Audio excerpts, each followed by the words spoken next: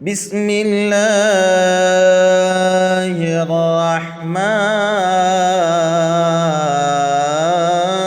রহিম। চলো কোরআনে আল্লাহ বলছেন আয়াত সাবুনি ইনসানু আল্লান নাজমা'a ইদামা বালা কাদিরিনা আলা আন নুসাউবিয়া বানানা। 29 নম্বর পারা সূরা সূরা কিয়ামত 4-5 নম্বর আয়াত আল্লাহ বলছে মানব জাতি কি বলল হিন্দু মুসলমান পার্থক্য বলেছে কি আল্লাহ? কোরআন শুধু মুসলমানদের জন্য আসে নাই, কোরআন শুধু মুসলমানদের জন্য আসে নাই, কোরআন এসেছে হুদাল লিন্নাস। নাস মানে মানব জাতি, মানুষের হেদায়েতের জন্য কোরআন এসেছে। এই কোরআনকে নিয়ে যে গবেষণা করবে, এই কোরআনকে নিয়ে যে গবেষণা করবে সেই উন্নতির চরম শিখরে পৌঁছে যাবে।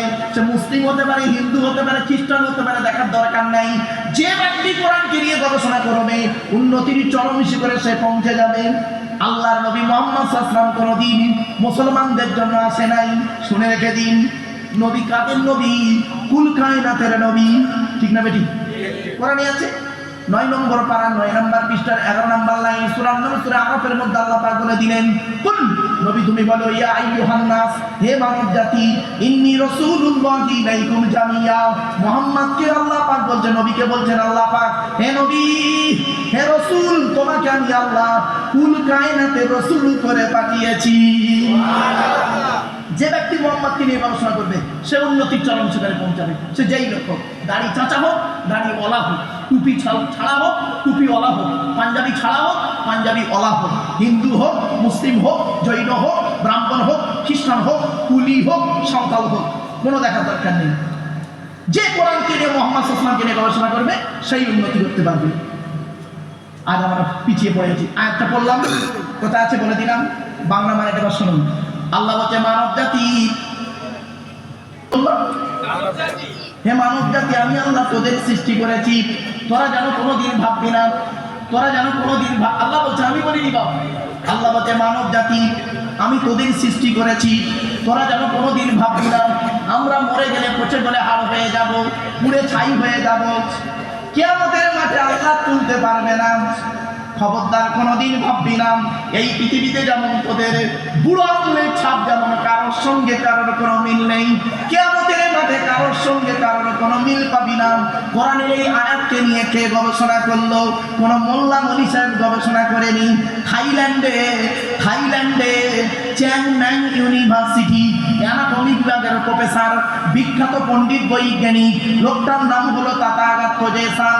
উনি একজন খ্রিস্টান, হিন্দু নন, মুসলমান নন। উনি বললেন কোরআনে ভুল আছে। বলল কোরআনে ভুল আছে, মানে কি ভুল? বলল কোরআনে লেখা আছে বুড়ো আঙুলের ছাপ নাকি কারোর সঙ্গে কারোর কোনো মিল নেই। আমি কোরআনের ভুল বের করে শুনবো। উনি করলেন কি, 1000 মানুষের বুড়ো আঙুলের ছাপ নিলেন। কত 1000 মানুষের বুড়ো আঙুলের ছাপ নিলেন। 1 বছর ধরে গবেষণা করে দেখছে কার সঙ্গে কার মিল আছে, কার সঙ্গে কার মিল আছে। যখন কারোর সঙ্গে কারোর কোনো মিল পেলেন না, ল্যাবরেটরির ভিতরে দাঁড়িয়ে দাঁড়িয়ে ইসলামের কালেমা পড়ে মুসলমান হয়ে গেলেন। এই হলো সেই কোরআন, এই হলো সেই কোরআন। আমার বাপেরা এখনো মায়ের পেটের ভিতরে আছি, অসুবিধা হচ্ছে আপনাদের? এরপরে মায়ের পেটের ভিতরে এসে গেলাম, খাওয়াবার দায়িত্ব কার? জোরে বলুন ওয়া মা মিন দাব্বাতিন ফিল আরদি ইল্লা আলাল্লাহি রিজকুহা ওয়া ইয়ালামু মুস্তাকাররাহা ওয়া মুস্তাওদাআহা কুল্লুন ফি কিতাবিম মুবিন। 12 নম্বর পারা 1 নম্বর পৃষ্ঠার 1 নম্বর লাইন সূরার নাম সূরা হুদের 6 নম্বর আয়াত। আল্লাহ বলে বান্দা শোন, এই পৃথিবীর জমিনে এমন কোনো প্রাণী নেই রে যার খাবারের দায়িত্ব আমি আল্লাহ নিইনি। বান্দা একবার চিন্তা করে দেখবি, সকালবেলা প্রাণীগুলো খালি পেট নিয়ে বের হয়ে যায়, সন্ধ্যা যখন ঘনিয়ে আসে আমি আল্লাহ তাদের ভরা পেট নিয়ে আবার বাসায় ফিরাইয়া দিই। যে আল্লাহ একটা হাতিকে খাওয়াতে পারেন, যে আল্লাহ একটা ময়ের সাপকে খাওয়াতে পারেন, যে আল্লাহ একটা পিঁপড়েকে খাওয়াতে পারেন। সকলেই বলে কম বেশি শব্দটা শুনে নিন, কথায় কথায় বলবে শালা। কি বললাম? শালা, কথায় কথায় শালা। তুই কোথায় থাকিস রে শালা? মানুষ না শালা অন্য কিছু শালা। পাগল কথা, লেখাপড়া করে চাকরি পাবি, এ শালা বক্তা কি বলতে শালা বুঝতেই পারেনি, কিন্তু পাচ্ছে শালা বাড়ি চলে যাই। এই তালবের সহায়িকা লয়াকার শালা, দন্তের সহায়িকা লয়াকার শালা, মোদানোর সহায়িকা লয়াকার শালা, কশালা হলো সে বলে 3 শালা।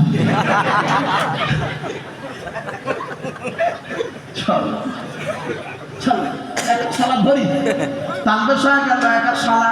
এ শালা মানে স্ত্রীর ভাই শালা নয়, ওটা হলো শ্যালক থেকে শালা।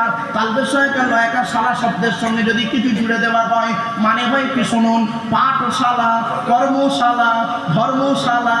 মাথায় কিছু ঢুকছে? সব চলে যাচ্ছে কেন? বাবা আসবেন তো না?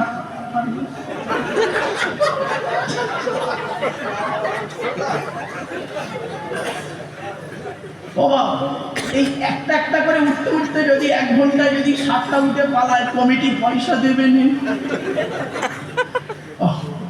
যা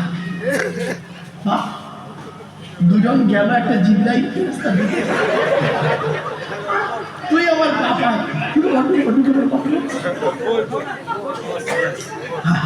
চলে মাইন্ডেরও ফ্রি। আমি বুঝে নিয়েছি, কারণ আমি জানি কর্কশ ভাষায় যদি আমি কোরআনের আয়াত বলি আর মানে করি না, মাথায় ঢুকবে না। এই হাসির চলে বোঝাতে বোঝাতে বোঝাতে বোঝাতে যেতে হবে। এরপরে আল্লাহ বলে, বান্দা শোন, এই পৃথিবীর জমিনে তোর বাপ তোর কি ভালোবাসে, তোর মা তোর কি ভালোবাসে, তোর বাপ আর মায়ের থেকে আমি আল্লাহ তোর 1,00,000 গুণ বেশি ভালোবাসি। একটা উদাহরণ দেবো, দেবো একটা উদাহরণ দিচ্ছি। আচ্ছা বাপেরা, আপনাদের এই গ্রামে এমন কোনো বাপকে দেখেছেন স্ত্রীর পেটে বাচ্চা আছে, বাচ্চা এখনো হয়নি, 1 মাস বাকি? কোনো বাপকে দেখেছেন বাজার থেকে ল্যাকটোজিন 1, 2 দুধ কিনে আগে থেকে ঘরে দিয়ে রাখছেন? কারণ বাপের বিশ্বাসটা এখন জন্মায়নি, ছেলে হয়নি, আগে থেকে দুধ কিনে কি করবো? ঠিক না বেটি? আমার আল্লাহ কি বলছে শোনো, কাজীর ডাঙার মানুষেরা বাড়ি থেকে ভাববেন আমার ওয়াজ। আল্লাহ বলে, আব্দুল্লাহ গিরে মারু, তুই যখন তোর মায়ের পেটের ভিতরে ছিলিস তোর বাপের বিশ্বাসটাই ছিল না ছেলে হবে কি মরবে কি বাঁচবে, সেজন্য তোর বাপ তোর জন্য আগে থেকে দুধ কিনে ঘরে সাজিয়ে রাখেনি। আমি আল্লাহ তোর বাপের মতো ওই রকম ভালোবাসি না।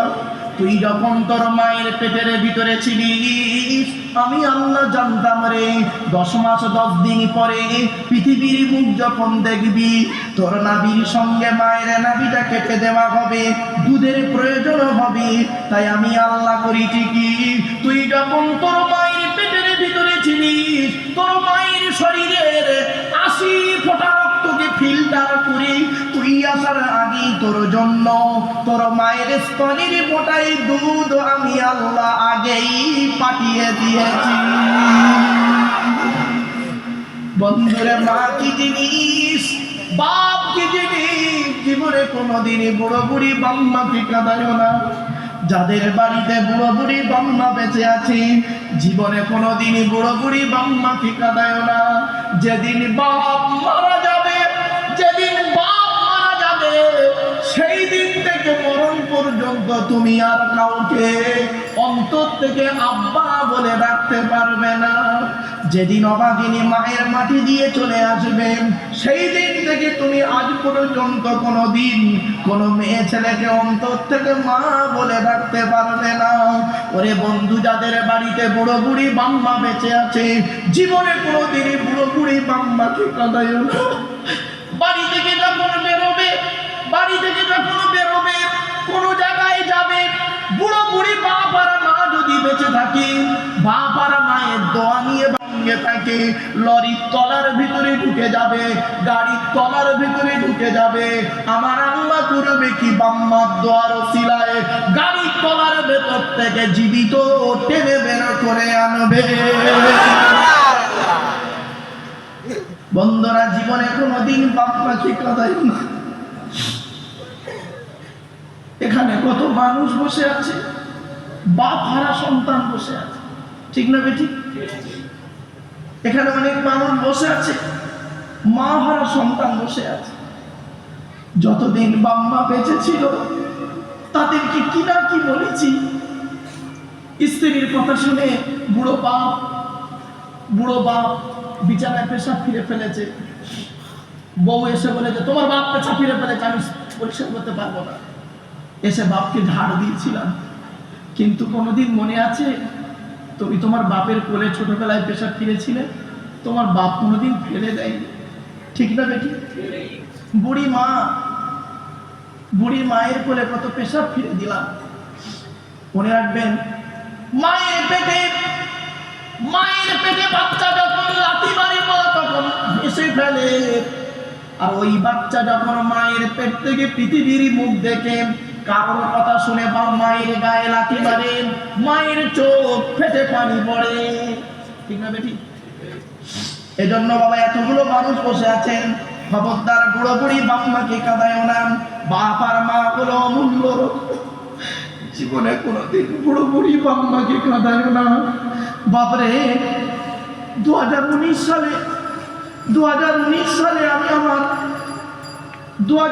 সালে অক্টোবরের 3 তারিখে আমি আমার বাপকে হারিয়েছি। পকেটে অনেক টাকা ছিল আমার কাছে। টাকা দিয়ে ডাক্তারকে বলেছিলাম, স্যার যত টাকা লাগে লাগুক দেবো আমি, বাপটাকে বাঁচান। ডাক্তার বলেছিল, স্যার টাকা দিয়ে যদি মানুষের আয়ু বাড়ানো যেত তাহলে ডাক্তার মৃত্যু শব্দটা থাকতো না। 2019 সালে বাপকে হারালাম।